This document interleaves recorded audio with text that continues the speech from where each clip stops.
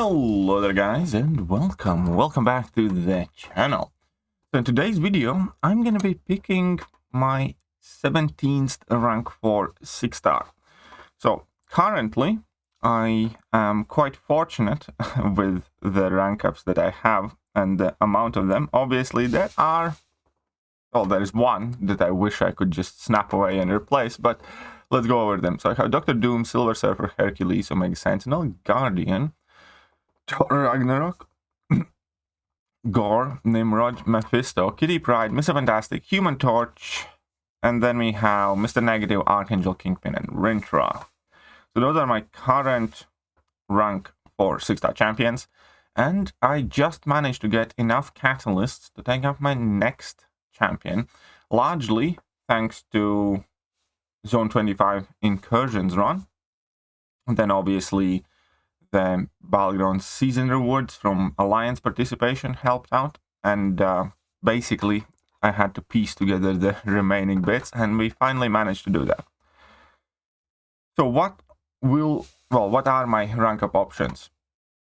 At the moment, there's kind of like a short list that I do want to rank up most specifically for Battlegrounds overall, and then there are a handful of rank ups that are creeping in due to Alliance War as well, but at the moment I'm kind of happy with my roster for Alliance War, so to say, and when the next season starts I'll probably end up doing another rank up, taking in consideration my battle group needs in Alliance War, what we need for defense or what we need for offense, and then try and kind of compromise as much as possible as well to make sure that that rank up is useful in Battlegrounds.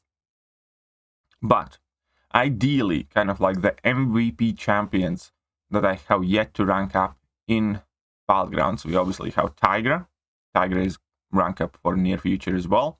We have Nick Fury, because Nick Fury has been present largely on defense, few times on offense, but primarily on defense in virtually every single meta we have played so far. Then there's Warlock, and then there's Ghost, which are kind of like my top 4 shortlist, I would say. And obviously Ghost and whatnot, all of these champions would have impact potentially on Alliance War attack as well. But this time around, I'm just going to go with Nick Fury. One of the reasons is because I don't have that many skill champions ranked up. I only have Kingpin and Thor Ragnarok, and Thor Ragnarok basically doesn't count. So you can say I only have one kind of functional rank 4 in skill class. So it's time we fix that. And then on top of that, I do sincerely believe Nick Fury is the second best skill champion behind Kingpin. So that also kind of makes sense over there. And most importantly, yes, Nick Fury is one of the ultimate Battlegrounds defenders, with that second life, with potential of, catching people unblockable or throwing level 1 and in an inappropriate time and all that other stuff. Nick Fury is going up to rank 4, and obviously Nick Fury is amazing for a ton of different game modes, a ton of different quests, and a ton of different things in the game overall. Up until very recently, I looked at him as pretty much the ultimate and best skill champion in the game, and I don't think he has lost much value, if any. What I think is that Kingpin just has kind of increased in his value, but I still think Nick Fury is an absolute powerhouse when it comes to clearing content, pushing through fights, abusing some weird quirks where he can purify debuffs and even passive debuffs when he enters his second life.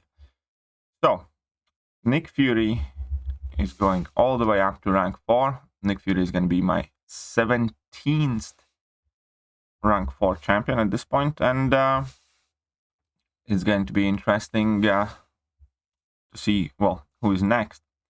Because now we are in that position, at the very least I am in the position of where I just want to rank up champion after champion, primarily for Battlegrounds. There wouldn't be this drive for me to chase all the catalysts, so on and so forth, if it would not be for Battlegrounds. I want to be as capable and competitive in Battlegrounds as possible, and that's where a lot of my decisions are tied to. So right now, again, if you take a look at 6-star rank 4s, there's just one missing, and we're gonna have 3 full rows. Sweet. And Nick Fury, where is he? There we go. And most of these 6 stones, actually, he has gotten naturally.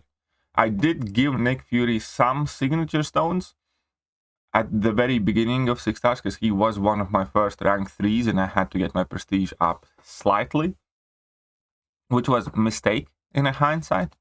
But I also have managed to dupe the guy like 4 times since then, and at this point he's quite high sig. So I'm quite happy with that as well, because obviously in Battlegrounds, the sig level does matter, because he's on defense, and on defense, the slower he loses the health, the better. So I might end up taking him all the way to 200 at some point as well, but I'm quite happy to leave him at the moment at 164. And that is one big Nicholas J. Fury now.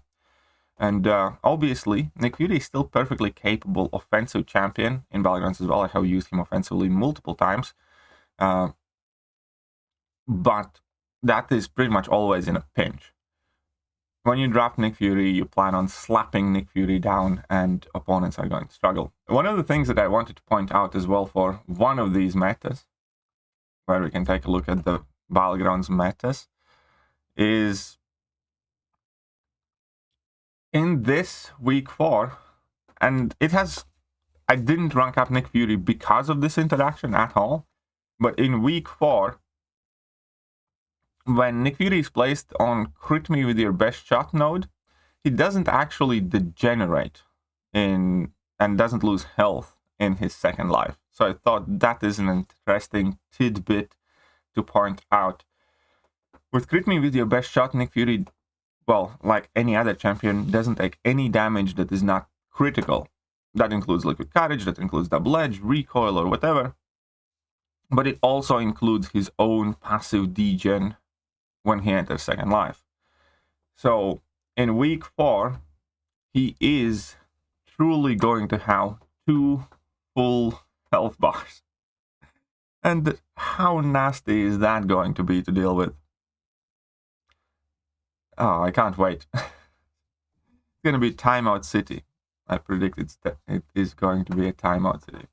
Because, yeah, he's going to get all the way up to 100% once he enters second life, and he's going to stay there. And you're going to have to deal with all of the health bar, not just, lost 30% or whatever. So that's going to be a good, fun interaction right there. But also, even if you take a look at Mixmaster, you can use Nick Fury on Mixmaster, for instance, for sure. Spamming level 1, so he might not be the quickest, but he's workable.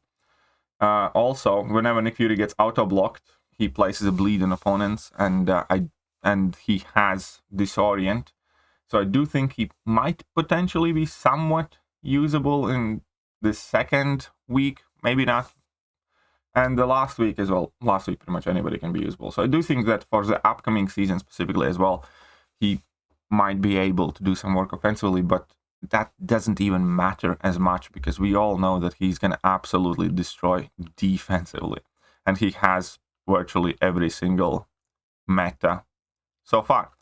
So there we go. That is my rank 4 number 17. I hope you guys enjoyed the video, and I will catch you guys later. See ya.